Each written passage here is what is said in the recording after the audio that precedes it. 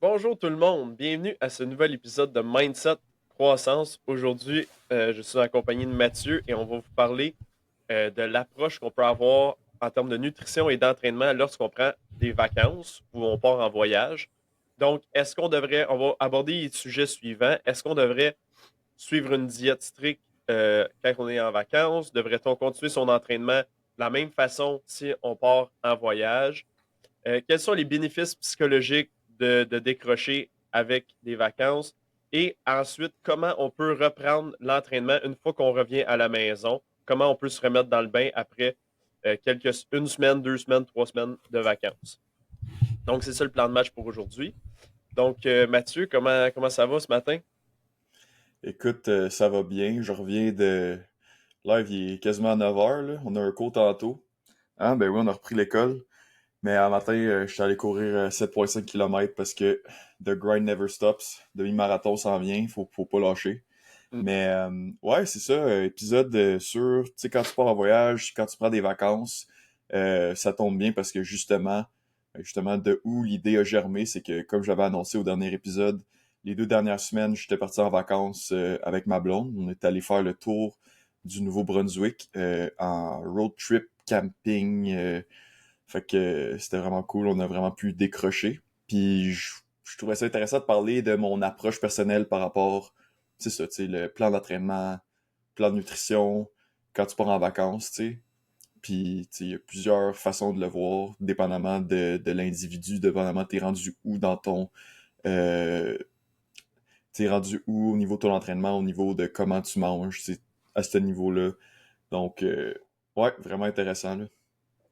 Gros Fait que, brag, gros brag. gros brag, ouais. Gros Tu sais, brag. ce qui est encore un plus gros brag, c'est que ça, c'est notre 20e épisode, William, qu'on enregistre. Ah Fait que ça ouais? va être le 20e épisode qui va être posté sur la chaîne YouTube, sur notre Spotify.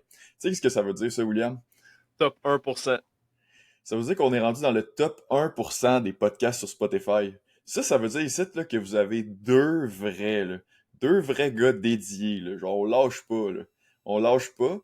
Puis, ouais, c'est ça. Top 1% des podcasts. Dans le fond, pourquoi on dit ça, c'est parce que la majorité des podcasts, ils se rendent pas à 20 épisodes. Puis, c'est à peu près juste 1% des podcasts qui se rendent à 20 épisodes et plus. Donc, nous, on est encore motivés, on est encore là, on est encore prêt à continuer à parler de ce qui nous passionne, dans le fond, l'entraînement, le sport, la nutrition, la motivation, psychologie, etc. Fait que si vous voulez continuer de nous encourager, écoute, peut nous suivre sur YouTube, peut nous suivre sur Spotify, dépendamment de ce que vous préférez. On a aussi Instagram, on va poster quand on a un nouvel épisode. Vous voulez pas manquer ça. Mm. Parfait. Donc, si on débute ça, je vais te laisser beaucoup aujourd'hui parler, Mathieu, de ton approche, étant donné que c'est toi qui viens tout juste de faire ton voyage au Nouveau-Brunswick. Donc, c'était quoi, en gros, ton approche en termes d'entraînement pendant ton 2 semaines au Nouveau-Brunswick? Écoute, moi, je suis quelqu'un qui est quand même très focus là, au niveau de mon entraînement. Là. Tu sais, c'est comme j'avais dit dans le dernier épisode, tu sais, j'ai trois courses par semaine, 5 entraînements au gym. Fait que ça fait quand même beaucoup, honnêtement. Puis tu sais, moi, je suis très, très motivé. Là. Je suis très discipliné, motivé dans mon entraînement. Donc, pour moi, dans le fond, c'est ça. J'ai arrêté pendant 2 semaines, j'ai rien fait. Là. On venir au bout du rouleau, là. C'est ça. Mais pourquoi que pour moi, c'était la bonne chose à faire? C'est que je suis vraiment quelqu'un qui est focus. Puis je sais que moi, si j'arrête 2 semaines, euh, lundi, je reviens ici, là, à Blainville, là, puis je reviens dans ma routine, là, ça repart tout de suite. Là. Il y a pas de danger que moi, j'arrête pour toujours parce que c'est tellement ancré dans ma personnalité, dans comme qui je suis, dans qu'est-ce que je fais, qu'est-ce que j'aime faire. Il n'y a pas de danger que j'arrête. Fait que pour moi, c'était quasiment plus bénéfique de prendre un break puis d'arrêter. Puis honnêtement, genre, une autre raison pourquoi je l'ai fait, tu sais, c'est sûr qu'en camping, tu sais, en voyage, pas l'idéal d'essayer de trouver des gyms pour être entraîné. Tu sais, j'aurais pu faire de la course à pied encore, mais honnêtement, je pense que ça a juste été bénéfique pour moi de décrocher.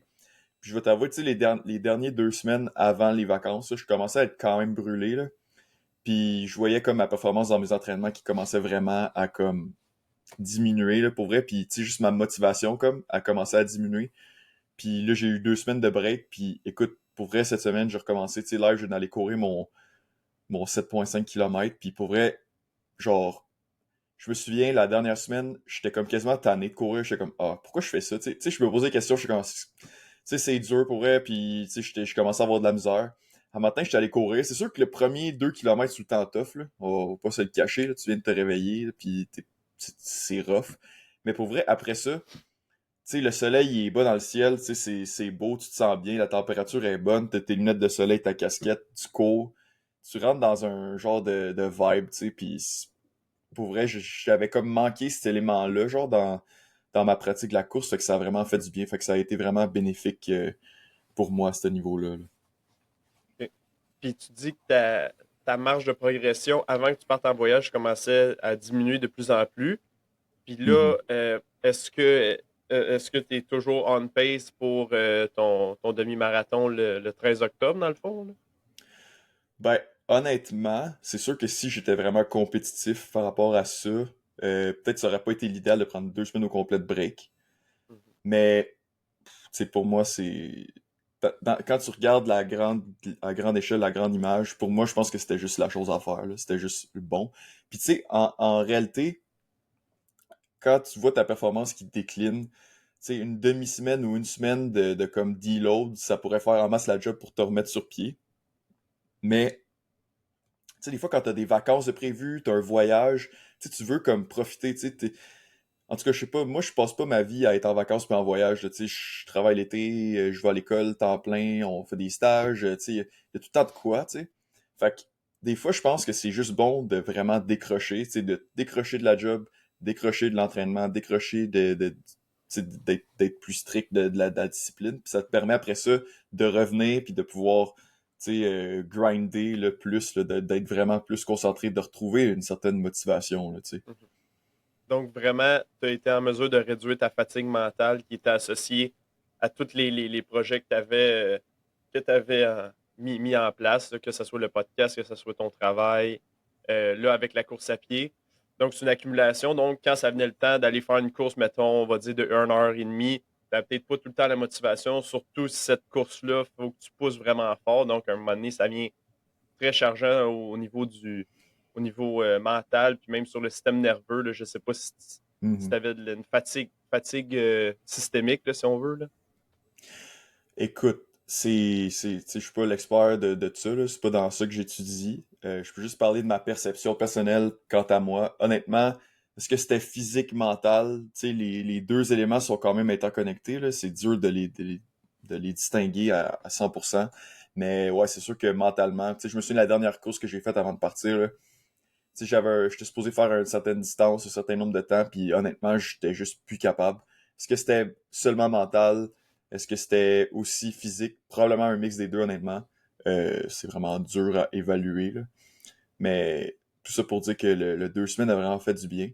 Puis je pense que pour n'importe qui est comme un peu un athlète, soit un athlète professionnel, un athlète du dimanche, tu sais, quelqu'un qui s'entraîne beaucoup, là, tu sais, qui veut je pense que prendre des fois 2 semaines, tu sais, une fois ou 2 fois par année, là, moi, souvent, j'aime ça prendre 2 semaines dans le temps de Noël, peut-être 2 semaines en fin de l'été ou durant l'été quelque part, puis juste décrocher, prendre un break. Je pense que c'est vraiment bénéfique, là, tu sais, ça laisse ton mental un peu, tu mets les choses de côté, ça te ramène un peu de la motivation, puis, tu sais, juste ton corps aussi, ça donne un break. Des fois, c'est bon, là, tu sais, au niveau de tes muscles, tes articulations, tout ça, genre, ça donne un break. Fait que des fois, t'as des petits bobos qui sont là, puis ça peut peut-être aider à les guérir un petit peu. Fait que, ouais, pour vrai, Mhm. c'est bon. Puis, tu sais, tu m'as demandé, tu sais, au niveau de mon entraînement pendant les vacances, tu sais, je dis pas de juste rester assis et rien faire, là. Tu sais, honnêtement, on est parti au Nouveau-Brunswick, tu sais, on a marché, on a exploré, on a fait du hiking, de la randonnée, tu sais, on s'est promené, tu sais, je suis pas resté assis à rien faire, là. Tu sais, j'ai quand même Mhm. été actif, mais tu sais, on s'entend, il y a une différence entre faire un peu de hiking, marcher un peu plus, versus aller au gym, puis genre, tu sais, lever des gros poids ou juste, tu sais, aller courir. Courir, en tout cas pour moi, ça met tellement un stress, tu sais, sur mes jambes, tu sais, sur mon système, là, plus que genre, plus n'importe quel autre, pas mal exercice, là, de cardio, là. Donc, ouais, vraiment, c'était ça mon approche, là, côté entraînement. Ben, c'est c'est une très bonne idée, surtout dans la situation où tu sais, tu t'as dit que tu n'étais pas un coureur professionnel. Là, tu ne vas pas nécessairement pour faire un demi-marathon pour faire le meilleur temps possible, mais ça reste que tu te pousses quand même beaucoup dans tes entraînements. Donc, n'importe qui prend ça minimalement au sérieux, toi, tu prends ça très, très au sérieux, ton entraînement et tout ça. Donc, à ce moment-là, c'est sûr que de prendre des périodes de deload, on en a déjà parlé avec mon entraînement de powerlifting, ça va être vraiment bénéfique. Là, tu sais, mettons, dans le powerlifting, ça va être plus, mettons, 3, 4, 5 semaines d'entraînement intense suivi d'une semaine de deload, puis après ça, on reprend. On fait le même processus, donc c'est tout le temps comme une fonction sinus, là, si on veut. Là, on part d'un point plus bas, on va augmenter le volume, l'intensité, whatever, qu'est-ce qu'on veut améliorer dans cette période-là. Après ça, redescendre avec une semaine de deload, puis repartir. Puis à chaque fois, l'objectif, c'est de repartir notre point de départ qui est un petit peu plus haut que l'autre avant dans l'autre bloc. C'est comme ça qu'on va avoir une petite progression linéaire, mais dans le temps, mais elle ne sera pas linéaire si on la regarde en termes de Mhm. nos entraînements semaine par semaine. Donc, je m'en allais où avec ça? Euh, tu veux-tu nous parler aussi de ton approche en termes de nutrition? Là, j'imagine que si tu as décroché complètement en termes d'entraînement, tu as été quand même actif, donc marche, randonnée, kayak, tout ça. Tu as quand même fait des activités qui venaient stimuler ton VO2 max. Pour la nutrition, ça ressemblait à quoi ton approche? Je sais que tu as une approche très méticuleuse, calculée. Là, c'est quoi que tu as fait? Comment tu as fait en voyage pour. Ouais, ben c'est ça. Tu sais, moi, on se cachera pas. Moi, j'aime ça, tu sais, je check mes macros tu sais, j'essaie de, tu sais, dépendamment c'est quoi mon objectif, tu sais, si c'est dans un objectif de performance, un objectif de prise de masse, un objectif de perte de masse grasse, tu sais, j'aime ça, tu sais, avoir une idée, tu sais, quand même concrète, là, de où je me situe dans mes affaires. Puis aussi, ça m'aide à faire des meilleurs choix, personnellement, à faire des meilleurs choix au niveau de mon équilibre, là, dans mes repas. Euh, mais là, c'est sûr que quand tu es en voyage, en vacances, c'est pas comme être à la maison, où est-ce que ton contrôle sur les portions, puis tes choix sont, c'est plus facile. C'est sûr qu'on était en camping, fait que, tu sais, la majorité de la bouffe qu'on a mangée, tu sais, on se allait à l'épicerie, puis on se faisait des affaires sur le bord du feu avec le petit barbecue de camping, ou, tu sais, des petits pique-niques, etc. Mais tu sais, en même temps, encore une fois, on essaie de décrocher, tu sais, la charge mentale, tu sais, c'est pas... Honnêtement, avec l'expérience que j'ai de track les macros, la charge mentale est pas énorme, là. Pour vrai, moi, c'est juste rendu une habitude, c'est vraiment... Tu sais, j'y pense pas tant que ça, je suis vraiment pas focus là-dessus, là. C'est juste, je le fais parce que j'aime ça, puis ça m'aide dans la tête de mes objectifs. Mais tu sais, c'est sûr, tu décroches. Puis aussi, étant donné que l'entraînement, il est vraiment pas autant élevé, tu sais, l'idée d'atteindre un certain tu sais, nombre de grammes précis, c'est pas tant pertinent. Tu sais, honnêtement, je veux pas être en vacances puis être dans un déficit calorique vraiment. Je veux pas non plus être dans un surplus calorique parce que, tu sais, je fais pas d'entraînement au gym, fait que ces calories-là vont juste être, tu sais, aller probablement dans mes réserves de gras pis ils vont pas être nécessairement productives. Fait que, tu sais, tu veux genre maintenir, là. Idéalement, c'est ça que tu veux faire en vacances. À moins que t'es vraiment focus sur le gym, puis toi, tu t'en vas dans un tout inclus, puis t'as un gym, puis toi, t'aimes ça, tu veux continuer à t'entraîner. Là, peut-être ça vaudrait la peine de manger, tu sais, d'être dans ta prise de masse, continuer ça. Mais, tu sais, en général, je pense que, tu sais, la plupart des gens, oui, tu veux décrocher en vacances, mais tu veux pas, tu sais, tu veux profiter, mais tu veux pas aller overboard, over manger pour rien. Tu sais, tu veux comme choisir tes aliments ou tes repas que tu vas faire plaisir, puis quand même garder une bonne base qui te fait sentir bien au quotidien. En tout cas, ça, c'est moi comment je me sens. Puis tu sais, personnellement, c'est quand même facile de faire ça parce que ma blonde est en nutrition avec nous. Fait que, tu sais, on est capable de composer des repas qui sont quand même bien équilibrés, là. Fait que à ce niveau-là, c'est quand même bien, mais tu sais, tu sais, c'est les vacances, fait que c'est sûr qu'on va acheter un petit peu plus de junk qu'à l'habitude. On va aller au restaurant, aller au restaurant quelques fois pendant les 2 semaines. Là. Tu sais, c'est vraiment pas quelque chose qu'on fait habituellement. Là. C'est vraiment plus une exception à l'habitude. Mais là, tu sais, tu veux t'explorer des nouveaux endroits, des nouvelles villes, tu veux essayer des affaires, tu veux en profiter. Fait que je pense que c'est juste la bonne affaire. Puis tu sais, essayer de track tes macros de même. Tu sais, t'as pas ton food scale, tu t'amènes pas ça en vacances, là. Tu Mhm. sais, tu peux y aller à l'œil, mais à un moment donné, c'est comme, bah, tu sais, c'est pas trop grave, là. Tu sais, mettons, on avait notre déjeuner, tu sais, que c'était pas mal la même affaire tout le temps, c'était équilibré. Tu sais, je m'assurais d'avoir 3 à 4 repas avec des protéines, assez de protéines là, pour moi, là, tu sais, pour continuer cette bonne habitude-là. Tu sais, on focus sur les grains entiers, focus sur des légumes, des fruits, puis rajoute un petit peu plus de junk que d'habitude là-dedans, une petite crème glacée ici et là, petit repas au restaurant avec des frites de temps en temps, tu sais, puis pour vrai, je pense que ça a juste été bénéfique pour vrai, puis ouais, c'est pas mal ça là, pour mon approche en nutrition pendant les vacances, là. C'est ça. Donc, globalement, tu appliques quand même les principes généraux de nutrition, tu appliques d'une certaine façon l'alimentation intuitive. Là, tu sais, tu manges, j'imagine, tu mangeais à ta faim, tu n'étais pas dans la surconsommation de nourriture, tu n'étais pas dans l'excès.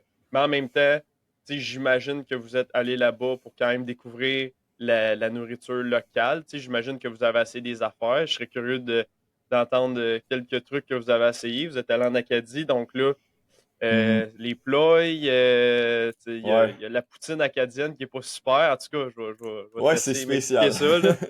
Ouais. Ouais, écoute, c'est sûr, c'est ça, exactement. Tu sais, comme quand je te dis, tu veux profiter. Tu sais, oui, tu veux manger un petit peu plus d'aliments un peu plus junky que tu manges pas nécessairement tous les jours. Mais aussi, c'est sûr que tu t'en vas, tu sais, dans une autre province, tu sais, dans les Maritimes, où qu'on était. Tu sais, t'as les Acadiens, puis t'as juste les gens qui vivent là-bas. Tu sais, il y a beaucoup les fruits de mer, c'est le fun. Tu sais, t'as des restaurants, il y a beaucoup de fruits de mer, du homard. Tu sais, on est allé, je pense, au truc au restaurant que j'ai mangé, c'était comme des guédilles de homard.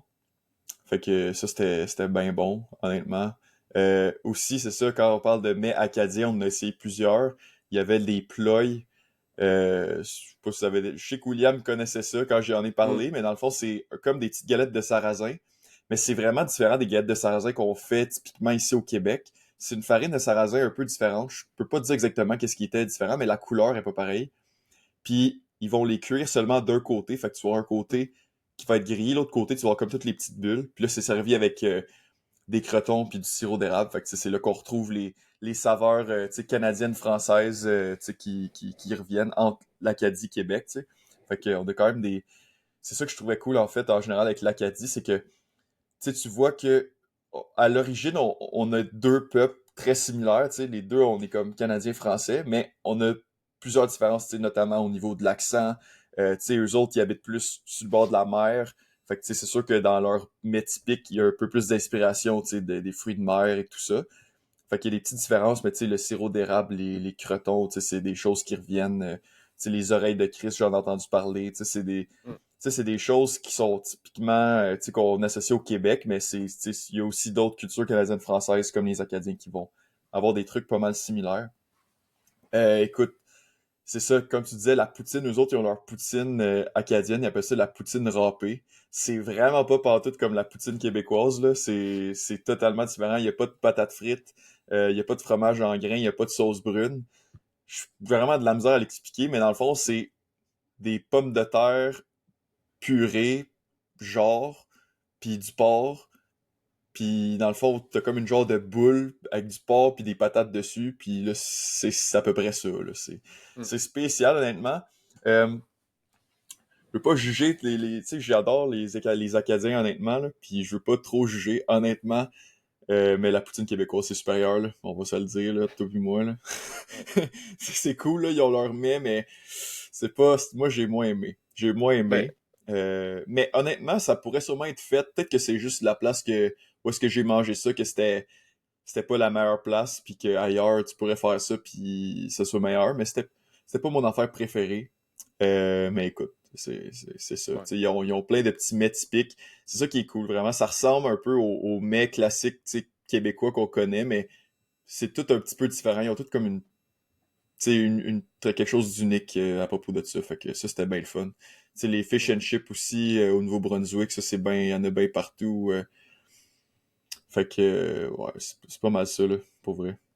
Ouais. Ben, tu sais, il y a une raison pourquoi la poutine québécoise elle commence à être connue au niveau canadien, au niveau mondial, là. C'est parce que tu sais, c'est juste bon, là. C'est juste la Mhm. meilleure affaire, là. Puis quand les gens viennent ici, ils mangent la poutine, sont souvent très, très heureux. Ils sont comme, hey, c'est vraiment bon ça.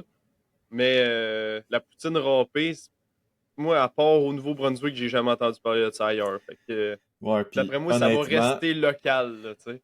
puis la poutine québécoise était plus disponible que de la poutine râpée, je vais être honnête avec toi. Genre, c'était plus C'est ça. facile d'avoir une poutine, tu sais, québécoise qu'une poutine râpée. Il fallait vraiment que t'ailles dans des endroits plus, tu sais, vraiment dans les villages acadiens, dans des endroits Mm. plus niches, là, c'est là que t'allais retrouver ça, mais, tu sais, ailleurs, tu sais, dans les coins que c'est plus anglophone, tu sais, tu trouves pas ça. Tu vas probablement trouver une poutine, tu sais, normale québécoise comme on connaît, mais Mm. la spécialité acadienne, c'est vraiment plus, tu sais, au nord, là, sur le bord de la côte, là, où est-ce qu'il y a plein de petits villages. Ouais, c'est ça. Puis leur spécialité en termes de, de, de plats, c'est vraiment des trucs où tu vois que ce peuple-là il était vraiment extrêmement pauvre. Donc, les seuls trucs Hmm. qu'ils ont dans leur alimentation, c'est tout le temps des patates. Ben, comme les Ouais, Québécois aussi, là, c'était beaucoup des patates. exact.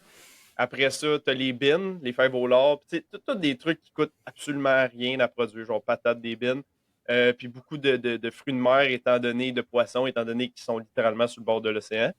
Mais ouais, c'est ça. Fait que, tu sais, c'est un peuple que la poutine râpée, c'était comme pas leur seule option, mais tu sais, il n'y avait pas grand-chose qu'ils pouvaient faire. Puis aussi, tu m'avais montré une photo, puis il y avait juste Ouais, genre un pot de sucre blanc puis de cassonade sur la table. Étant donné ouais. que leur nourriture goûte tellement à rien, ils n'ont pas d'épices, qu'il faut juste que tu mettes de la cassonade ou du sucre blanc sur tes affaires, Ouais. là, ça m'a fait rire. Là. Ouais, c'est ça, j'ai été dans un genre de petit casse-croûte, on pourrait dire, acadien, puis c'est ça, là, je t'avais montré l'image, là, c'est comme un... Honnêtement, ça ressemble à un genre de pâté chinois, là. Sûrement que je vais poster des images ou des vidéos, là, de la dernière semaine des vacances, là, puis ça va être là-dedans, mais ils appelaient ça un râpé. J'ai vu en ligne aussi, il y en a qui appelaient ça le chiard, drôle de nom. Hmm. Mais ça ressemble un peu à un pâté chinois, mais dans le fond, c'est comme la même idée que la poutine râpée, mais sous forme de comme style pâté chinois à la place. Fait que t'as comme Hmm. du porc avec des genres de patates, puis c'est mis dans le four, puis c'est à peu près ça, là. Hmm. Puis ça goûtait pas grand-chose, je vais être honnête, ça manquait d'assaisonnement. Mais c'est drôle, ça à table là-bas, il y avait un pot de sucre. Puis là, tu mettais du sucre dessus, puis c'était quand même, c'était pas pire, tu sais. Mais tu sais, tu rajoutes du sucre dans n'importe quoi, puis c'est sûr que c'est rarement mauvais, là. Hmm. Mais ouais, c'était vraiment intéressant, là. Mais c'était. En même temps, tu sais, ça te met vraiment dans les bottines de ces gens-là, tu sais. Puis, tu sais, c'est leur culture, tu sais, de où ils viennent. Tu sais, comme tu dis, probablement que c'était pas l'abondance tout le temps. Tu sais, les pommes de terre, un petit peu de porc. Tu sais, c'était un peu de la nourriture de subsistance, mais dans ce temps-là, c'était juste ça qu'il y avait. Puis, tu sais, veux pas, tu sais, c'est comme nous avec le pâté chinois, là. C'est pas l'affaire gastronomique la plus incroyable, mais tu sais, c'est juste tellement, tu sais, on est tellement habitué de manger ça depuis qu'on est tout petit. Tu sais, tu nous présentes ça devant nous, puis tu sais, il y a comme de la nostalgie, il y a comme un élément tu sais, ça nous rappelle des souvenirs, puis c'est juste comme un plat réconfortant, comme on pourrait dire. Tu sais, c'est juste ancré dans notre culture que, tu sais, on le sait, là, que c'est pas incroyable, là, puis tout, puis que c'est pas l'affaire la plus exceptionnelle ever, mais on est quand même content de manger ça. Puis je pense que eux, c'est un peu la même chose, tu sais, même si un étranger va essayer ça, puis il va dire, ah, c'est pas tant incroyable, mais tu sais, pour eux, ça a une signification spéciale, Hmm. puis tu sais, je pense qu'on est capable de se comprendre entre deux peuples. Mhm. Donc, si vous partez en voyage, puis vous êtes des gros gars de gym comme Mathieu et moi, vous pouvez quand même faire un petit deload, mettons, pendant une semaine ou deux, plus vivre une vie plus calme et paisible, aller essayer la nourriture locale, surtout si vous êtes dans un endroit où la nourriture est intéressante, même si vous allez en Acadie, essayez quand même leurs trucs, ça vaut quand Ouais, même la peine. ils ont des bons desserts, par exemple, hein. Les plats, c'était vraiment excellent. Les pêtes de sœur, comme au Québec, mais je pense que c'est plus eux autres Mhm. qui sont à l'origine de tout ça, là. Ouais. Mais ouais, il y a plein d'affaires à essayer, là. Fait que c'est ça. Fait qu'essayer la nourriture locale. Pour ce qui est de l'entraînement, ça dépend vraiment de quel type de voyage vous voulez faire. Tu sais, si vous êtes dans un tout inclus, il y en a qui partent en voyage littéralement pour se remettre en forme puis commencer à s'entraîner en malade. Tu sais, ça se voit quand même assez souvent. Si tu vas dans un tout inclus, dans le sud, puis il y a un gym, tu sais, j'ai des amis qui font ça, là. Ils vont là, ils vont aucunement au bar, ils font juste boire du coke diète, peu importe ce que vous avez le goût de boire, là. Puis ils vont juste s'entraîner pendant 2 semaines, bien intensément, ils vont se remettre dans un mood parce que je sais pas pourquoi ici, ils sont pas en mesure de le faire, mais là-bas, toutes les conditions sont réunies. Ils font juste se coucher le soir. Le matin, ils vont à la plage, ils vont s'entraîner après. Après ça, ils vont dans la piscine, ils retournent s'entraîner une deuxième fois dans la journée. Donc, il y a des gens pour qui ça peut fonctionner, mais pour des gens qui sont extrêmement focus pendant 50 semaines dans l'année, on va dire, là, si tu as seulement 2 semaines de vacances, ben moi et Mathieu, on aurait tendance à dire que ça serait extrêmement bénéfique de juste faire un gros deload, de prendre une grosse pause de l'entraînement. Ça ne veut pas dire de rien faire, de s'asseoir sur le canapé et de rien faire. Tu peux quand même aller profiter des activités plus locales à l'endroit où vous êtes. Donc, ça peut être de la randonnée, ça peut être du kayak si vous êtes sur le bord de la mer. Donc, faites les activités un petit peu plus locales. Si c'est sûr que si tu es en camping puis tout, c'est clair que tu as plein d'affaires à faire niveau activité plein air, là. Donc, vraiment, c'est bénéfique au niveau et physique, ça donne un repos au corps, et au niveau psychologique, ça donne un repos à l'esprit. Donc, c'est ça. Ouais, puis tu sais, si t'es en nature, puis tu vas prendre des marches, tu vas faire de la randonnée, tu sais, niveau psychologique aussi, c'est sûr que c'est super bénéfique aussi, là. Mhm. Tu sais, aussi en vacances, là, décrochez de votre cellulaire, là, s'il vous plaît, là, tu sais, genre, lâchez ça. Tu sais, allez en nature, là, tu sais, laissez faire l'Internet, les données, là, tu sais, allez explorer, allez vous vider l'esprit. Je pense que ça, c'est vraiment important, là. Mhm. Fait que, ouais, vraiment, tu sais, restez actif, faites des activités le fun, profitez-en. Puis, quand tu reviens, après ça, quand tu reviens de tes vacances, en tout cas, moi, j'étais quasiment excité, là, que je retourne au gym, là, je recommence à courir, je Mhm. retourne à l'école, si la vie est belle, là, tu sais, je suis emballé, là, peut-être que je l'aurais pas été si j'avais continué de grinder Ouais. pendant les dernières 2 semaines, là, je suis vraiment prête, là, pour un retour, là, Mhm. efficace. Non, c'est ça. Puis, qu'est-ce que je voulais dire par rapport à ça? Ouais, c'est ça. Comment, à ce moment-là, tu fais pour reprendre l'entraînement une fois que tu reviens au Québec, tu reviens à Blainville? Là, tu as dans environ un mois et une semaine peut-être, là, t'as ton demi-marathon qui s'en vient. Dans ton cas, c'est ton objectif principal. Comment on recommence l'entraînement de course, mettons? Écoute, c'est vraiment une bonne question. Puis, tu sais, je suis plus du niveau débutant en course, peut-être pas le plus grand expert, mais si je me fie à mes connaissances que j'ai au niveau de l'entraînement, au niveau de la prévention de blessures, tout ça, tu sais, on en a parlé avec Félix Berthiaume, physiothérapeute, dans un épisode précédent. Tu sais, qu'est-ce qui est problématique souvent, c'est les charges de volume, les grandes charges de volume, puis surtout les charges de volume auxquelles on n'est pas habitué. Fait que ça peut être problématique. Puis, honnêtement, juste une semaine que tu t'entraînes pas, ça peut être assez pour avoir quand même un certain désentraînement sur ton corps. Pas quelque chose qui va t'affecter puis être permanent, mais quelque chose que si pendant une semaine t'arrêtes puis là tu reprends, faut que tu t'adaptes un petit peu.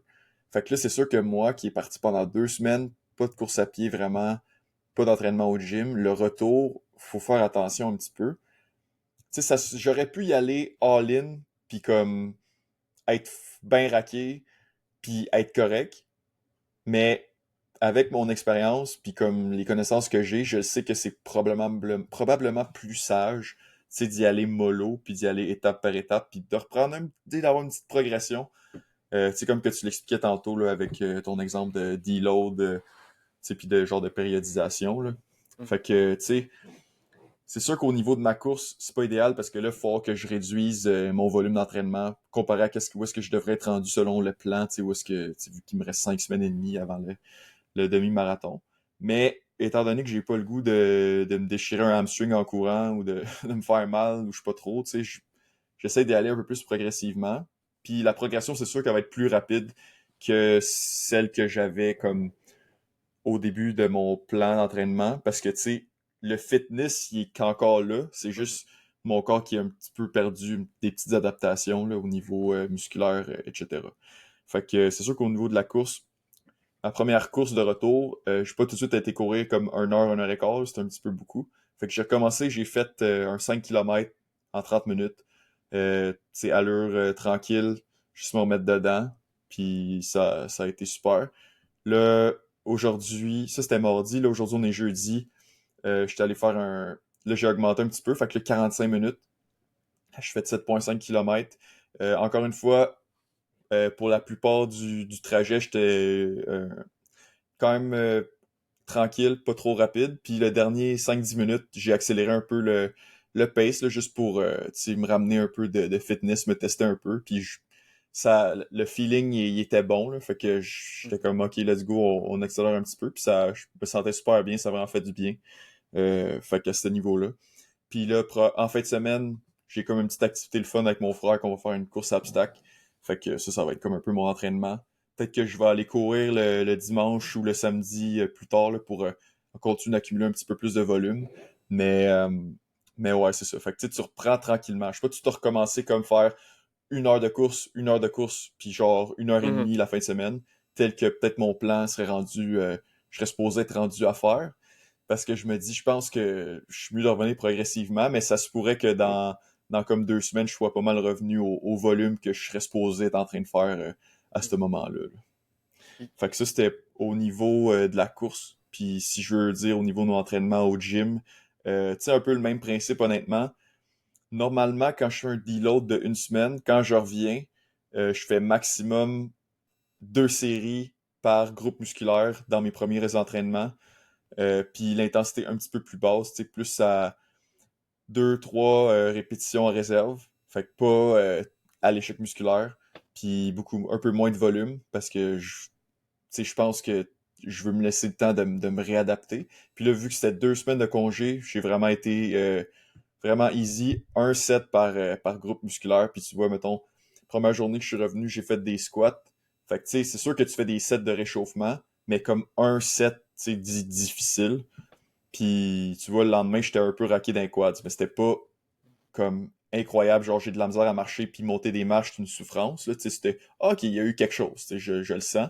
Puis, je pense que c'est ça que tu veux. Là. Tu veux vraiment pas revenir, puis après un entraînement, t'es raqué, puis tu peux pas t'entraîner pendant 1 semaine. Là. Ça, c'est pas idéal. Puis là, si tu te réentraînes pendant que t'es raqué, en tout cas, c'est vraiment pas l'idéal. Tu sais, premièrement, c'est juste pas le fun. Puis deuxièmement, ben, je pense que ton risque de blessure, il est quand même un petit peu plus élevé à ce niveau-là. Fait que vraiment, là, tu revenais de vacances, tu sais, où ça fait longtemps que vous n'êtes pas entraîné, on en a parlé dans les épisodes précédents, là, doucement, 1 set, 2 sets par groupe musculaire, l'intensité, faut, tu sais, l'intensité peut être là, mais pas trop élevée. Puis je pense que ça va vous motiver puis vous amener à la bonne place, là. c'est ça. Puis, Puis tu sais, même, là, je suis déjà en train d'augmenter mon volume, tu sais, à 2-3 sets par groupe musculaire, là. puis même si, mettons, un premier entraînement où on fait juste un set, mettons, par groupe musculaire, puis le lendemain, il n'y a aucune différence. Tu sais, mettons, zéro raqué, Mhm. on n'a même pas le sentiment qu'on s'est entraîné. Pas que c'est quasiment mieux, mais c'est quasiment ça qu'on veut, dans le sens où on veut juste introduire une habitude. Tu sais, on est, C'est on ça. est peut-être pas nécessairement dans l'atteinte d'objectifs puis de compétition tout de suite en partant. Là. Tu sais, on veut juste, pour la majorité des gens, le plus important, ça va être d'intégrer une habitude. Fait que si on commence avec le programme de Arnold Schwarzenegger des années 70, qu'il faisait 5 séries par exercice, puis il faisait 30 séries dans son entraîneur, puis tout, tu sais, on peut montrer ça à des débutants. Ils vont dire, c'est ça que je veux faire, je veux être comme Arnold. Oui, mais ça va durer 2 entraînements, puis tu vas lâcher le gym après ça parce que ça va être tellement mal pour le restant de ta vie, genre, que tu vas juste pas revenir au gym. Donc, dans la majorité des cas, c'est quasiment mieux d'intégrer l'habitude d'abord, puis après ça, commencer à, à focuser sur les gains potentiels. Parce que, tu sais, je connais des anciens coachs de bodybuilding qui m'avaient dit là, que pour les bodybuilders professionnels, mettons, qui revenaient d'une période de pause, comme tu viens de faire, Mathieu, similaire à ça, peut-être même plus longue, là, peut-être 1 mois, 2 mois. Les 3 premiers mois d'entraînement, c'était vraiment, il n'y avait aucun set qui était à l'échec musculaire. Là. C'était vraiment genre un 3 mois plus relax de réintroduction à l'entraînement. Surtout quand c'est des gars qui sont déjà extrêmement expérimentés ou qui savent où ils veulent aller à long terme. Donc, on veut vraiment réhabituer le corps juste à avoir des charges progressivement. Surtout quand tu es rendu à, mettons, on va dire, faire des sets de squat avec 3 plates, que c'est vraiment facile, tu sais, mettons. Fait que là, tu sais que toi, pour te pousser, ça prend 4-5 plates, mais tu peux pas juste arriver du jour au lendemain puis squatter 4-5 plates juste parce que tu es capable de le faire, là, tu sais. Genre, ça prend quand même une réintroduction, surtout si ton ta charge absolue que tu lèves est vraiment élevée. Là. Si on parle de bodybuilder qui pèse 200, 250, 300 livres, là, à ce moment-là, il faut vraiment y aller plus progressivement. Puis c'est la même chose pour quelqu'un qui est débutant aussi. Il faut vraiment commencer très progressivement. Puis même si les premiers entraînements, on ne voit pas vraiment de différence, ben, c'est quasiment normal. C'est quasiment ça qu'on veut. On veut juste créer l'habitude. Puis petit à petit, ben, on augmente les charges. Non, c'est ça. Puis tu sais, comme tu dis, c'est pas grave si t'es pas raqué après un entraînement, là. Puis ça peut être bon d'être raqué parce que là, tu le sais comme, ah, j'ai stimulé quelque chose là. Mais ça veut pas dire que j'ai rien stimulé si c'est pas Mhm. raqué. Mais si j'ai raqué, les chansons, il y a eu quelque chose qui s'est passé, j'ai fait quelque chose de correct. Mais Mhm. si t'es trop raqué, là, c'est un problème en soi aussi. Tu sais, par exemple, ma première journée, j'ai fait des squats, j'ai fait des leg curls pour les ischio-jambiers, j'ai fait des biceps, des triceps. Puis, tu sais, biceps, triceps, j'ai fait un set. Puis le lendemain, j'étais pas raqué dans mes biceps, triceps, là, tu sais. Puis, tu sais, est-ce que j'aurais pu en faire deux sets? Probablement. Mais est-ce que j'ai perdu beaucoup à en faire juste un? Probablement pas non plus, tu sais. Fait que, tu sais, c'est sûr qu'on a chacun individuellement des muscles qui ont tendance à être plus raqués que d'autres plus facilement. Mhm. Tu sais, pour moi, c'est sûr, les jambes, là, puis je pense que la plupart des gens, c'est un peu ça aussi, les jambes, ça vient facilement plus raqué. Mais, tu sais, c'est ça, puis, tu sais, moi, j'aime bien l'approche de Dr. Mike Israel sur YouTube. Tu sais, qui, lui, aime ça, tu sais, vraiment se fier, tu sais, à la sensation d'être raqué dans tes muscles, tu sais, pour guider un peu, comme si tu augmentes ton volume, tu diminues ton volume. C'est pas une approche que tout le monde est d'accord avec, mais je trouve que d'un point de vue pratique, c'est quand même intéressant. Puis, tu sais, dans le fond, pour donner un exemple, mettons, là, j'ai fait des bras, j'ai fait un set, puis là, je t'ai pas raqué le lendemain. Ça veut dire la prochaine fois que je fais des bras, ben, je vais faire deux sets parce que, tu sais, clairement, c'était pas. Peut-être ça, j'aurais pu en faire plus. Puis Mhm. là, si après, j'ai fait deux sets, puis j'ai encore. Je suis pas raqué encore, mais peut-être augmenter un petit peu. Puis, tu sais, mes jambes, même chose, là, j'étais raqué un peu, mais pas assez pour que mon prochain entraînement, j'aie de la difficulté à performer. Fait que, tu sais, je pourrais en faire un petit peu plus, peut-être faire deux sets la prochaine fois. Puis, tu sais, tu peux progresser un petit peu comme ça. Tu sais, idéalement, tu veux pas t'entraîner quand tu es encore raqué de l'autre session pour ce muscle-là. Mhm. Fait qu'idéalement, tu veux avoir comme ton rétablissement adéquat avant. Fait que je trouve que cette approche-là, en général, ça fonctionne bien. Puis, tu sais, c'est ça, quand tu reviens de vacances, tu sais, tu peux te fier à ça. Puis, tu peux, tu sais, être vraiment conservateur pour commencer, mais augmenter plus rapidement ton volume, tu sais, finalement, là. Tu sais, mettons, là, le premier entraînement, j'ai fait un set, mais là, tu sais, deuxième entraînement, qui était comme 2 jours après, j'augmente déjà à deux sets, là. Puis, le Mhm. prochain, ça va sûrement être plus, là, parce que, tu sais, mon corps, il s'adapte plus rapidement. Fait que je pense que cette approche-là est plus intéressante versus y aller tout de suite à 3 sets versus y aller tout de suite à 4 5 sets en partant, puis là, d'être super raqué, puis là, c'est juste pas le fun, finalement. Mhm. Parfait. Puis, tu as mentionné un point que tu allais faire une course à obstacles avec ton frère en fin de semaine.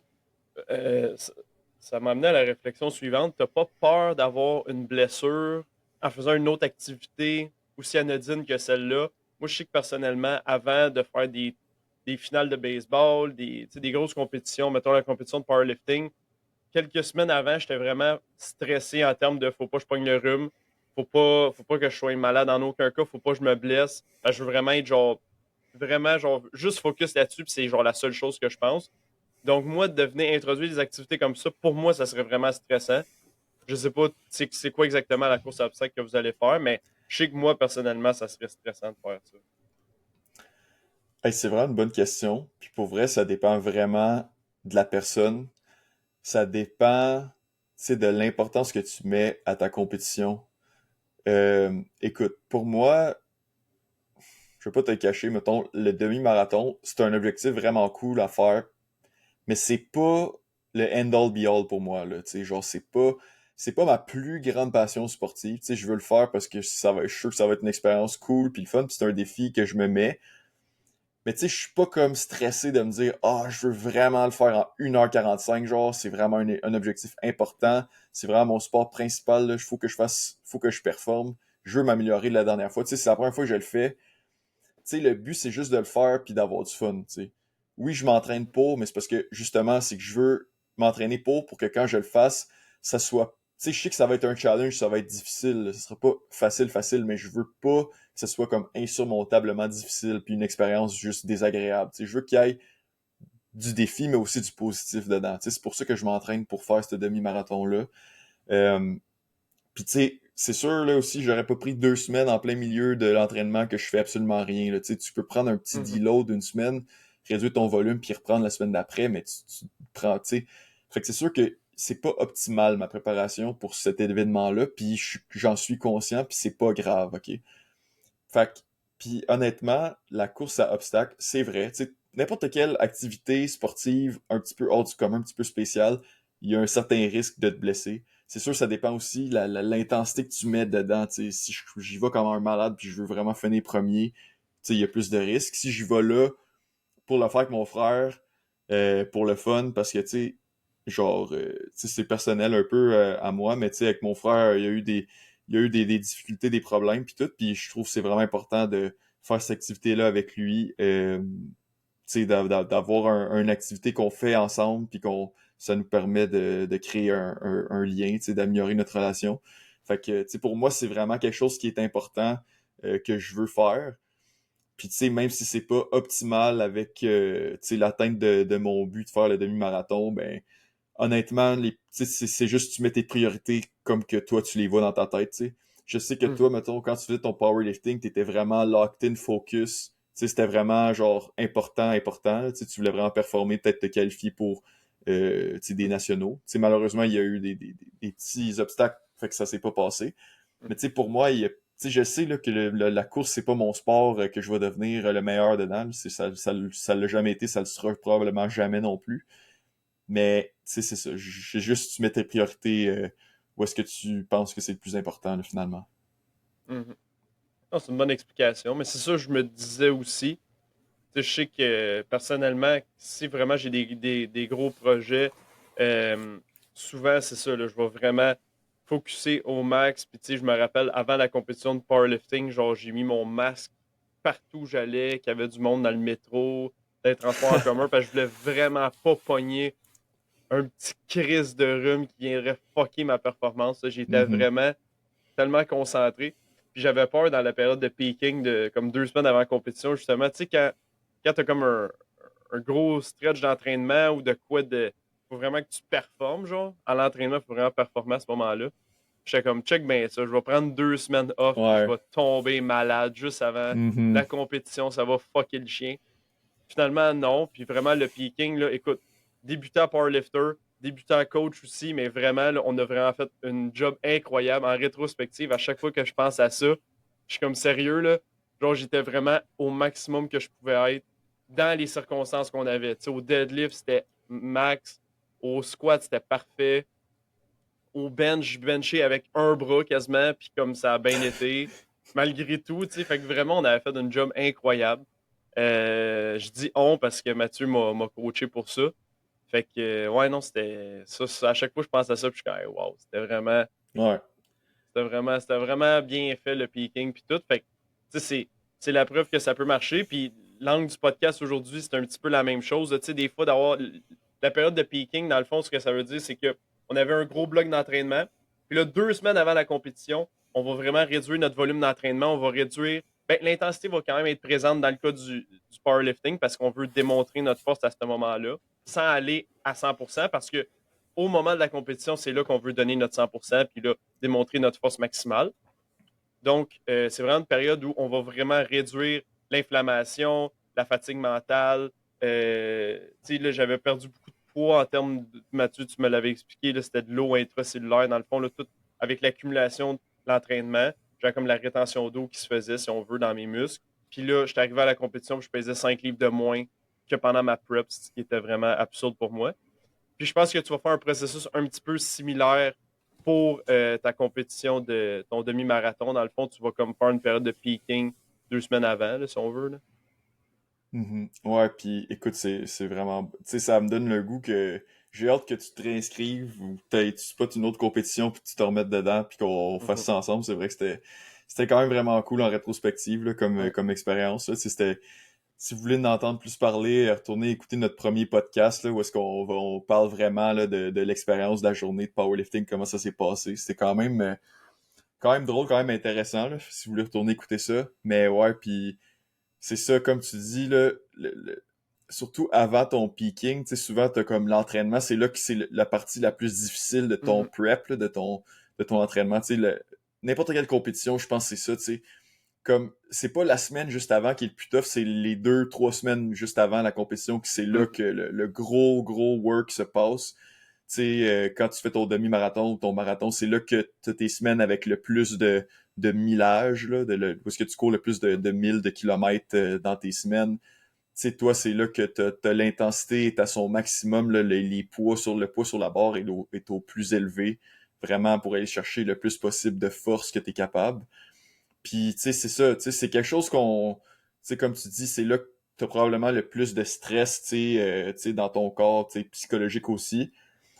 Fait que, tu sais, c'est ça, quand on parle de le stress, ça peut causer un peu tu sais, t'as de l'inflammation dans tes muscles, c'est sûr. Tu sais, t'as peut-être un peu plus de rétention d'eau parce que t'as plus de stress. Fait que c'est sûr que si tu prends un petit deload, un break, ça peut comme dropper, puis ton poids peut comme dropper un peu parce que tu perds de l'eau. Même chose avec moi, on en reparlera tantôt, là, quand tu prends des vacances, depuis que tu diminues ton volume d'entraînement, là, il peut arriver des affaires au niveau de ton corps aussi. Mais ouais, c'est ça. Puis tu sais, c'est sûr, tu sais, imagine ton corps qui était stressé, stressé, stressé, puis là, tout d'un coup, la fatigue, le stress drop. C'est comme quand t'as une fin de session super stressante, puis là, les vacances de Noël arrivent, puis là, pouf, esti, la plus grosse grippe de ta vie, genre, pendant 2 semaines, puis t'as à peine le temps de revenir à toi, puis là, c'est l'école qui recommence, tu sais. Mhm. Fait que ça, c'est déjà arrivé, mais c'est sûr que c'est quelque chose qui peut arriver dans le sport aussi, là, en te préparant pour une compétition. Fait que, tu sais, c'est sûr, mettre le masque, ça peut aider. Euh, Comme Eve Crépeau, notre professeur de nutrition sportive, aime le dire, la vitamine D, ça peut aider aussi, là, si on... Tu sais, c'est bon pour les os, mais pour le système immunitaire, ça l'aide aussi. Puis, tu sais, ça aide pour la performance, mais aussi, c'est juste, faut que tu penses, tu sais, si t'es malade pendant une semaine, puis c'est une semaine que t'aurais dû continuer à t'entraîner, ben, c'est sûr que ta performance, au final, si t'es plus souvent malade, est moins bonne à travers le temps, tu sais, parce que t'as moins de temps pour t'améliorer. Fait que, c'est ça, vitamine D, ça peut aider. Ouais, fait que, Mhm. je suis 100% d'accord avec toi, là, à ce niveau-là. Team Vitamine D avec Eve. Bon, Exact. fait que par rapport à ton poids, justement, tu en as brièvement parlé, mais c'est quoi qui est arrivé? Comment ta composition corporelle a évolué durant tes vacances? Ton poids, a-tu augmenté? A-tu diminué? Explique-nous ça. Ouais, ben écoute, moi personnellement, tu sais, des fois je trouve ça drôle parce qu'on revient dans nos cours à l'école, puis tu sais, des fois le poids, je sais pas pourquoi, mais les gens, c'est très tabou, puis ils ont comme peur de parler de ça. Moi, honnêtement, là, j'ai comme pas vraiment d'attache émotionnelle à parler de ça. Pour moi, c'est juste comme scientifique, mathématique, c'est juste it is what it is. Je vais sur la balance puis c'est ça le poids puis j'ai pas d'émotion vraiment rattachée à ça. C'est juste et c'est comme ça que c'est. Je sais que c'est pas tout le monde qui pense de même. Moi, j'ai aucun problème avec ça. Tu sais, mon image corporelle, tu sais, j'ai des affaires que j'aime dans mon corps, des affaires que j'aime moins. Puis it is what it is. Là. Y a pas. Tu sais, je pense que souvent les gens sont vraiment rapides à dire genre ah si tu penses à ça, si tu checkes ça, c'est malsain, nanana. Ça dépend vraiment de ton attitude et ta perspective par rapport à ça. Personnellement, ça, c'est mon opinion, là. Tu Mhm. sais, c'est vrai que pour des gens, il y a eu des choses qui sont passées avant dans leur vie, ils ont des genres de traumatismes par rapport à ça. Moi, je pourrais plus en avoir, mais c'est juste, je suis rendu à un point dans ma vie que ça change rien, tu sais. Tu sais, j'aime ça, être sur la balance, puis de me mesurer le poids, parce que ça permet de voir vraiment, en trackant mes macros, de voir, tu sais, ma dépense énergétique est où, mon métabolisme il est où. C'est vraiment juste scientifique de même. Puis quand t'as comme une compréhension un petit peu plus poussée de comment ça marche, puis qu'est-ce qui peut influencer ton poids du jour au lendemain, tu sais, moi, ça change rien dans ma vie, là. C'est vraiment plus comme je veux savoir parce que c'est ma passion, j'aime ça comprendre. Qu'est-ce qui est métabolisme, science, tu sais, c'est pour ça que je suis en nutrition, honnêtement, là, fondamentalement, c'est ça qui m'intéresse le plus. Mhm. Tu sais, fait que c'est ça. Bref, ça, c'est parenthèse par rapport au poids, là. Fait que, tu sais, c'est pour ça qu'on en parle dans le podcast. Moi, j'ai pas de problème à en parler. je suis pas malade, ça va très bien dans ma tête, pas de problème. Fait que, fait que c'est ça. Les mondes pourraient juger autrement. Moi, c'est juste comme ça que je me sens, honnêtement. Fait que c'est sûr, au niveau de mon poids, moi, je me tiens en ce moment autour de 190 livres. En tout cas, c'était ça avant mes vacances. Puis, c'est ça, je voulais parler de comment que ton corps, il peut évoluer. Tu sais, si t'es quelqu'un qui s'entraîne comme pas mal au gym, là, tu sais, en musculation, puis que là, tu prends un break, tu sais, qu'est-ce qui se passe, tu sais, au niveau comme un esthétique, tu sais, qu'est-ce qui se passe, comment ça évolue? Ben, dans le fond, quand tu es tout le temps en train de t'entraîner, tu as tout le temps un petit peu une petite inflammation au niveau de tes muscles, là, les muscles que tu entraînes. Puis c'est juste normal parce que, tu sais, premièrement, tu sais, tes muscles sont habitués d'être entraînés, fait qu'il y a un petit peu plus de réserve de glycogène. Puis le glycogène, on le sait, ça attire de l'eau. Fait que là, c'est sûr qu'à ce niveau-là, il y a un petit peu plus d'eau dans tes muscles, mais aussi, tu sais, veux pas, tu t'entraînes tout le temps, il y a tout le temps des adaptations qui se produisent, il y a tout le temps du petit peu de dommages qui doit être réparé en tout temps. Fait que ça fait qu'il y a de l'eau qui se retrouve un peu plus dans tes cellules musculaires, ce qui donne l'impression d'avoir un petit peu plus de muscle. Tu sais, comme quand tu t'entraînes à la fin d'un entraînement, t'as comme un genre de pump. Mais tu sais, quand tu t'entraînes tout le temps, t'as comme un tonus musculaire, un genre de mini pump qui est tout le temps là en général. Puis là, quand tu prends un break de l'entraînement pendant une semaine, 2 semaines, ben cette eau-là, toute la fatigue, tout le dommage qui se passe, ben se répare, tu sais, plus rapidement. Puis là, finalement, ça fait que après une semaine ou deux, t'es comme pas mal flat. Tu sais, tu perds un certain poids, certaine quantité de masse meg, qui est pas du tissu musculaire. Tu sais, toutes mes cellules, mon tissu musculaire, il est probablement intact ou presque pareil qu'il l'était. Mais au niveau de la masse, c'est sûr que j'ai perdu de la masse meg, mais que dans le fond, c'est majoritairement de l'eau. De l'eau, puis qu'en reprenant l'entraînement, en donnant un stimulus à mes muscles, ils vont recommencer l'adaptation, le tonus va revenir, puis après une semaine ou deux, je vais être revenu probablement comme j'étais. Euh, Aussi, c'est sûr que pendant les vacances, si tu relâches un petit peu le plan de nutrition, ça se peut que tu manges un petit peu plus que tes besoins. Fait que ça se peut que tu aies une petite accumulation supplémentaire de gras, que tu n'aurais pas eu nécessairement. Puis tu couples ça en plus avec le fait que tu perds de la masse maigre sous forme d'eau, mais ça fait que ta composition corporelle, ben ton pourcentage de gras augmente. Parce que même si ton gras reste pareil, si tu perds 5 livres de masse maigre, t'as l'air d'être plus gras. C'est juste comme ça que ça marche.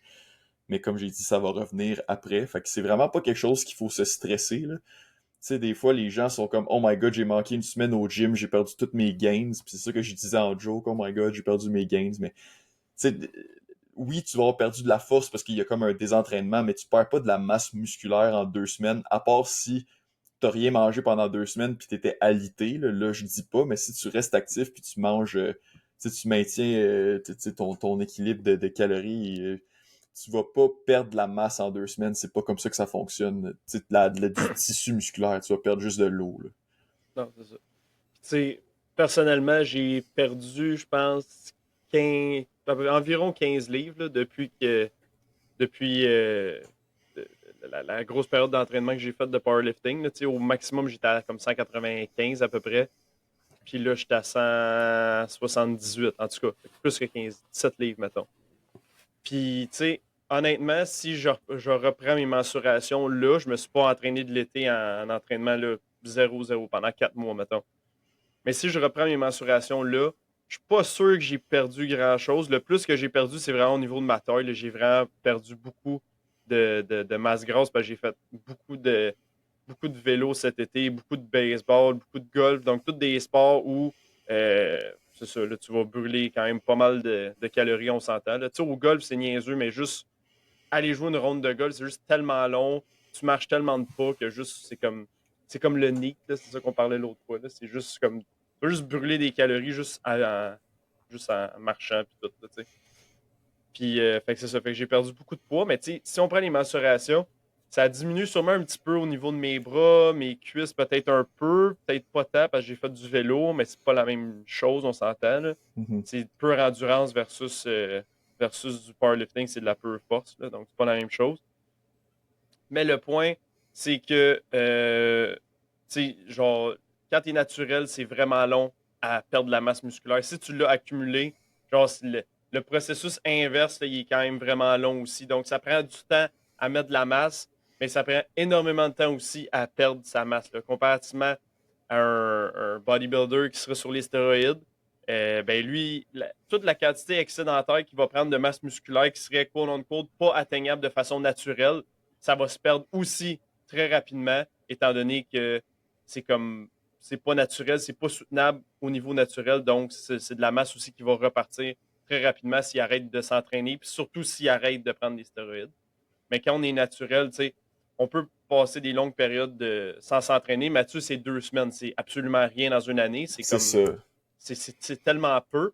Versus moi, c'est 4 mois. Donc, c'est quand même une période significative. J'ai perdu beaucoup de poids, surtout de la masse grasse, je l'espère. Il faudrait que je prenne mes mensurations pour voir à quel point j'ai perdu de la masse maigre aussi. C'est sûr, j'en ai perdu. Mais cela étant dit, si je me remets à l'entraînement, ce que j'ai l'intention de faire cet automne, ça, en termes de force, je vais en avoir perdu beaucoup parce que la force, c'est de quoi qui est une adaptation très spécifique. Il faut vraiment que tu en fasses pour que tu sois bon Mhm. là-dedans. Mais en termes de masse musculaire, c'est pas si pire que ça.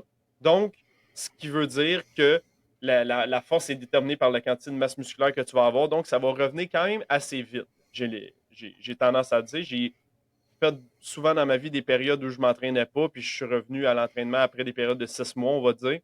Puis, tu sais, ça prend environ 2 semaines, un mois. Ça dépend à quel niveau on était, là. Mettons, être niveau que j'étais à ma compétition de powerlifting, ça va me prendre plusieurs mois, on s'entend, parce que c'est un niveau de compétition qui était quand même assez élevé. Mais juste recommencer à deadlift des charges qui sont raisonnables, ça va prendre 2, 3 semaines. Puis la première semaine, ça va être atroce. Je vais y aller juste à un set, comme tu disais, par exercice, juste vraiment me remettre dedans.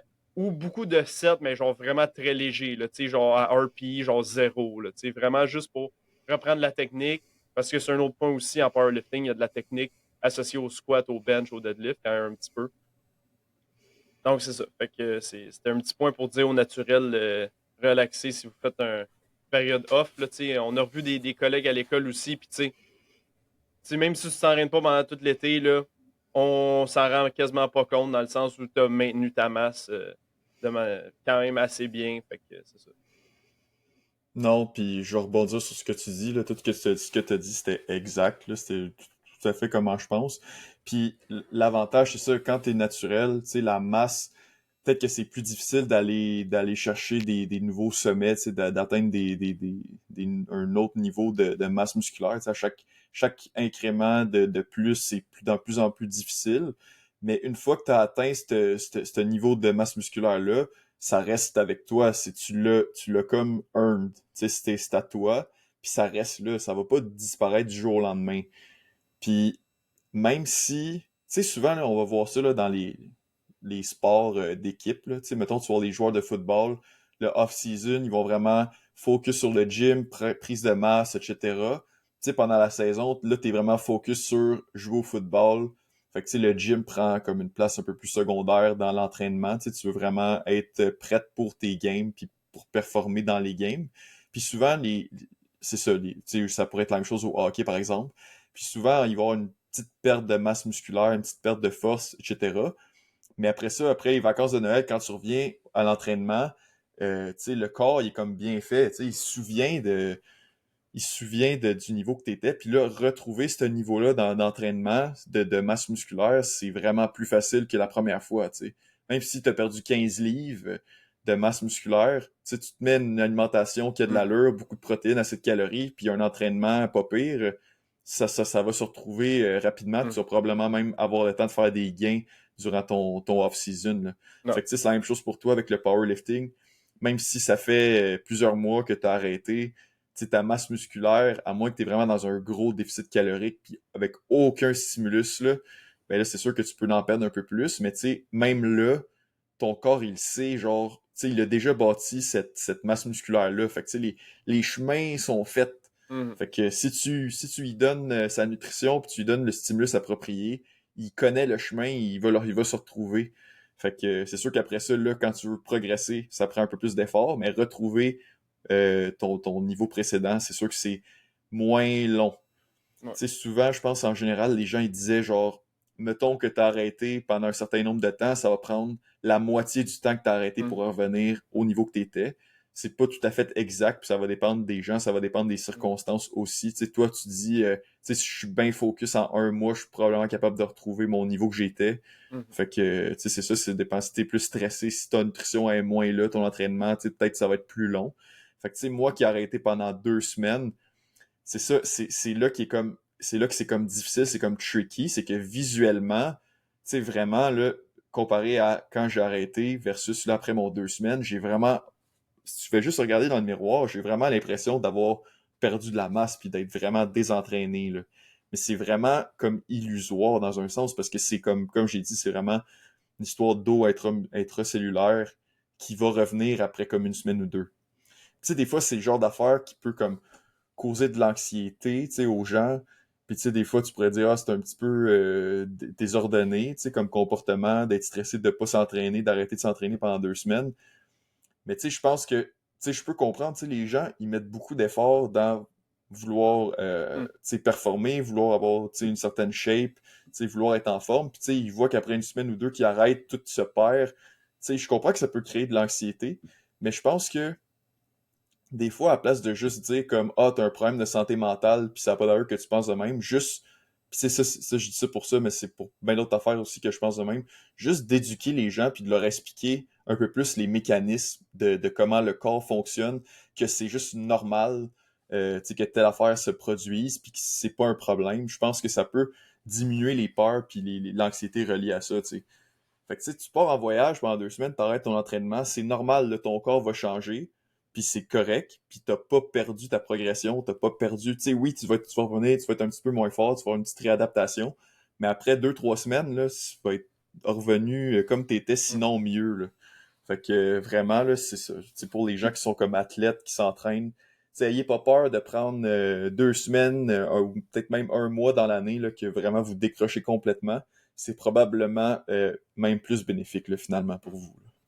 C'est ça. Puis, tu sais, faudrait être en mesure de normaliser ça, là, ces périodes-là Mhm. de pause. Là, tu sais. Même Ronnie Coleman, a gagné le Mr. Olympia 8 fois, tu sais, lui, c'est une exception. Vraiment, là, sa génétique était juste exceptionnelle. Puis après ça, il a travaillé extrêmement fort pour gagner 8 fois le Olympia.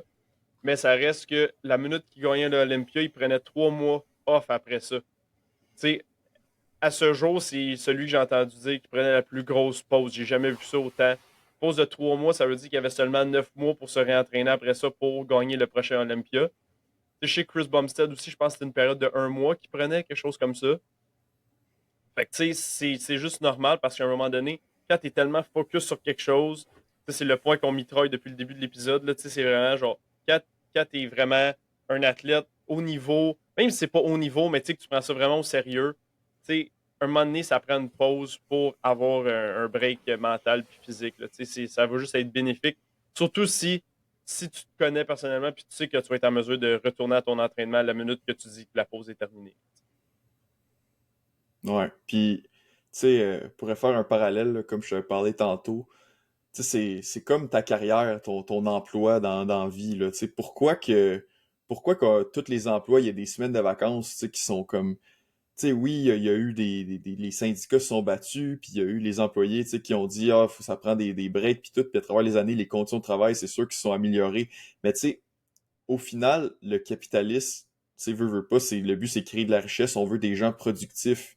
Mais tu sais, à un moment donné, les entreprises se rendent compte, tu sais, si on fait travailler tout le monde 12 heures par jour pendant 7 jours, pas de break jamais, les gens, ils tombent malades, ça va pas bien, burn-out, tu sais, c'est pas des conditions que tout le monde est capable d'endurer tout le temps. Tu sais, c'est pour ça que tu as une semaine de 5 jours avec deux jours de fin de semaine. Tu sais, pourquoi c'est autant la norme, autant répandue? C'est parce que la majorité des gens qui travaillent 5 jours de 8 heures, ils ont besoin d'un 2 jours pour décrocher, pour relaxer, tu sais. Que ça soit pour, tu sais, vailler à leurs autres responsabilités dans leur vie ou juste, tu sais, faire autre chose. Tu sais, c'est important. Puis plus loin que ça, c'est important d'avoir, tu sais, plusieurs semaines de vacances dans l'année pour, tu sais, décrocher, relaxer, faire autre chose de sa vie.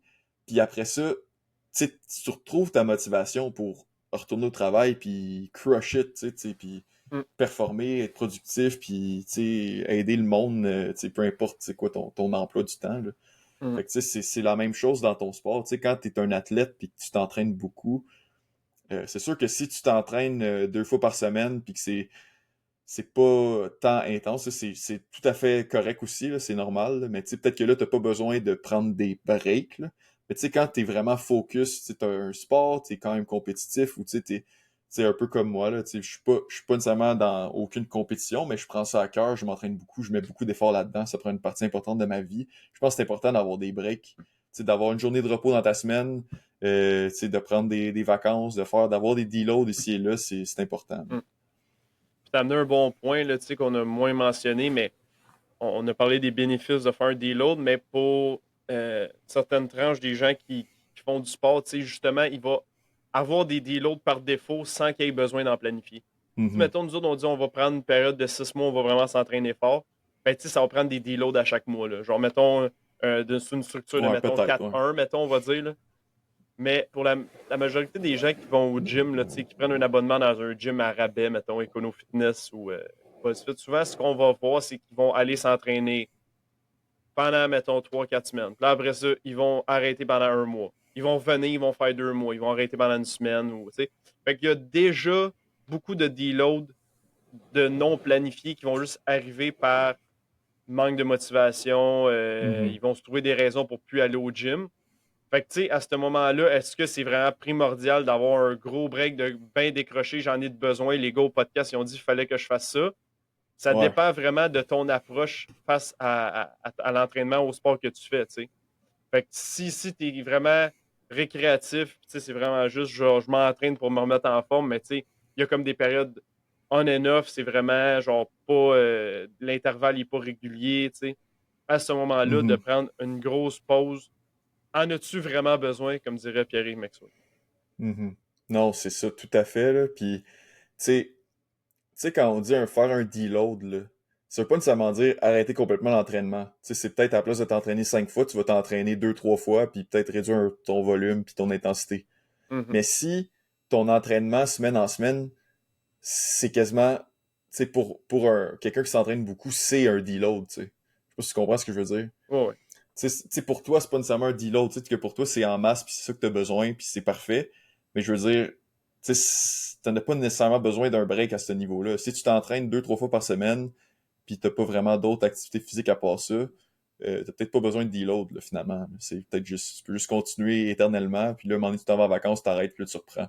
Mhm. Puis, comme t'as mentionné, si ton problème principal, c'est ta constance, puis t'ancrer l'habitude de workout, de t'entraîner dans ta routine, puis que tu fais un mois in, un mois off, puis je pense que travailler là-dessus en premier, ça serait comme plus pertinent, là, c'est sûr, parce que, tu sais, on veut que ce soit une habitude qui reste, ou, tu sais, au moins trouver une activité, puis le fitter dans ton horaire d'une façon que tu vas être capable de le faire à chaque semaine, puis que tu vas pas être obligé d'arrêter tout le temps, tu sais.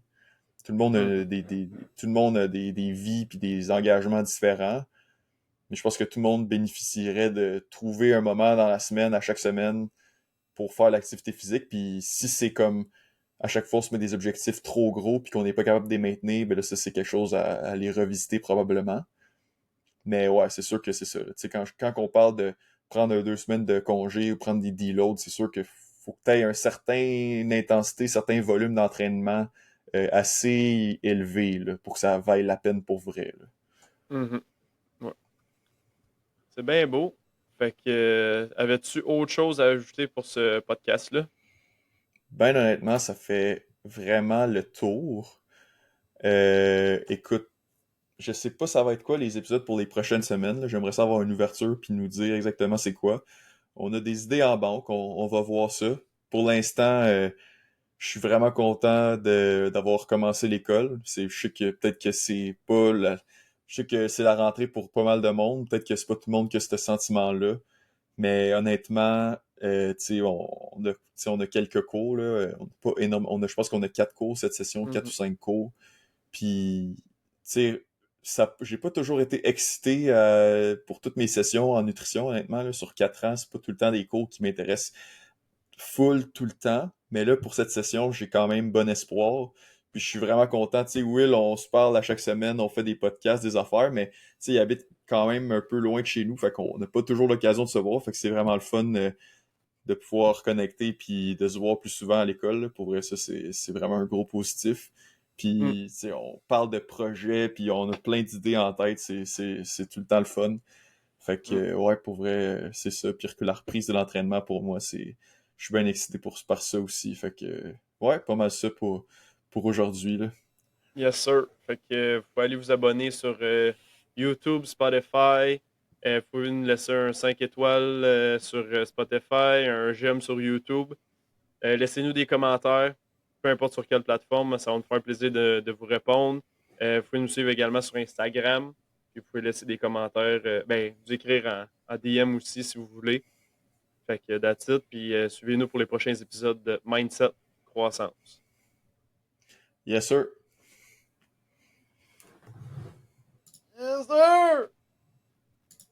Hey, 10 heures, c'est top chrono. Yes, sir.